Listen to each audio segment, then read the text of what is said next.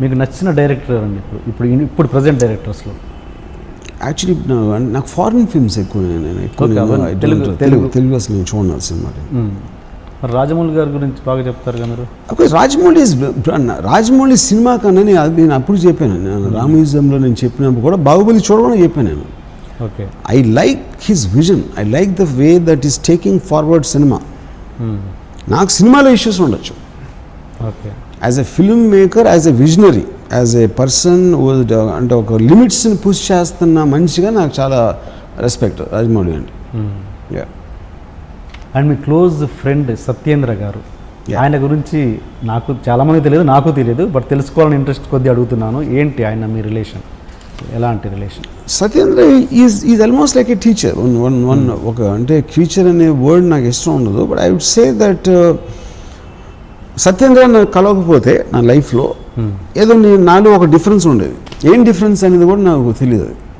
అంటే నేను అలాంటి కాబట్టి నేను అతన్ని కనెక్ట్ అయ్యానా, లేకపోతే అతను నా లైఫ్లో వచ్చిన మళ్ళీ ఇలా అయ్యానా అనేది ఇట్స్ ఎ వెరీ ఉన్నీస్ బీస్ కైండ్ ఆఫ్ ఏ థింగ్ అది. ఎందుకంటే ఇప్పుడు నాకు సత్యేంద్ర కాలేజీలో చెప్పింది ఒక్కొక్కసారి 30 ఏళ్ళ తర్వాత గుర్తొస్తుంది ఇప్పుడు మళ్ళీ అని. ఇప్పుడు అర్థం అవుతుంది కదా, అది చెప్పింది అప్పుడు నాకు గుర్తుండిపోయింది, కానీ ఐ డెంట్ అండర్స్టాండ్. సడన్గా నాకు ఇప్పుడు ఎదుగుతుంది బల్బ్.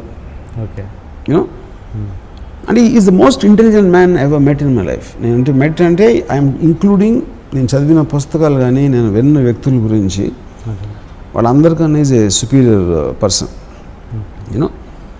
సో తను మాట్లాడే లాజిక్, తనకున్న రేషనల్ థింకింగ్, తనకున్న నాలెడ్జ్, ఇంక్లూడింగ్ సినిమా, అలాంటి మనిషిని నేను ఎప్పుడు చూడలేదు. సో ఆటోమేటిక్గా నేను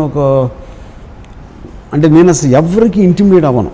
I always intimidate people. But Satyendra దగ్గర నాకు ఒక ఇది ఉండేది, అంటే ఒక ఆల్మోస్ట్ ఒక ప్రెషర్ ఫీల్ అయ్యాను.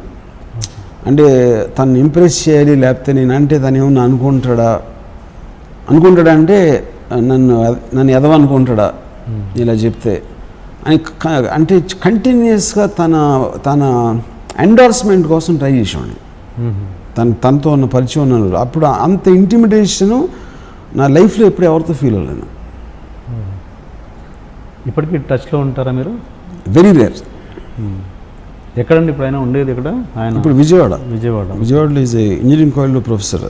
అది అంతా మీకు ఇంపాక్ట్ క్రియేట్ చేసిన రిలేషన్లో మీకు గుర్తున్న ఇన్సిడెంట్స్ చెప్పండి, ఏదైనా మీకు ఆయనకు మధ్య జరిగింది. అంత ఇంపాక్ట్ క్రియేట్ చేసి, అంటే రామ్ గోపాల్ వర్మ గారికి ఇంపాక్ట్ వచ్చిందంటే అది మామూలు విషయం కాదుగా, అదేంటి అని.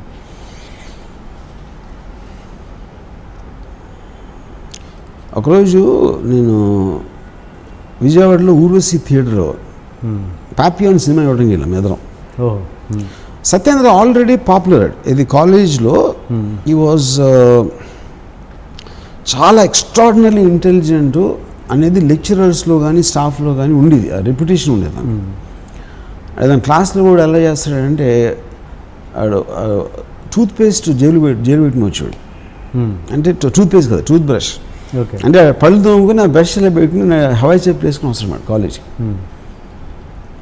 వచ్చి ఆ లాస్ట్ బెంచ్లో కూర్చుని ఆ పక్కన దగ్గర ఒక పేపర్ చింపుతున్నాడు. పేపర్ చింపి అదే నోట్బుక్ ఆడు పెన్ నోట్ తీసి ఆ లెక్చరర్ చెప్తా ఉంటే మధ్యలో ఒక క్వశ్చన్ వేస్తాడు ఆ సబ్జెక్ట్ గురించి వేసాడు. ఆ లెక్చరర్ టెన్షన్ వచ్చేసి అసలు వాళ్ళకి, యూనో. క్లాస్ మధ్యలో ఒకసారి లీగ్స్ వెళ్ళిపోతున్నాడు. ఏంటి ఎక్కడికి వెళ్తున్నావు అంటే నేను చెప్పేది అర్థం అయిపోయిందని వెళ్ళిపోయాడు.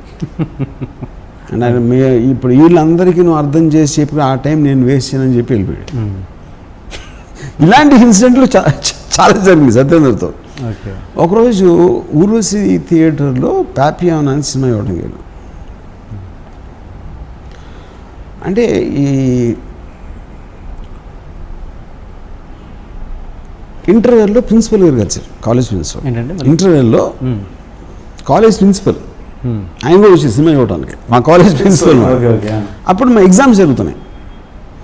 ఏంటి ఎగ్జామ్స్ పెట్టుకుని ఎక్కడ ఎలా వచ్చారో అని అడిగారు.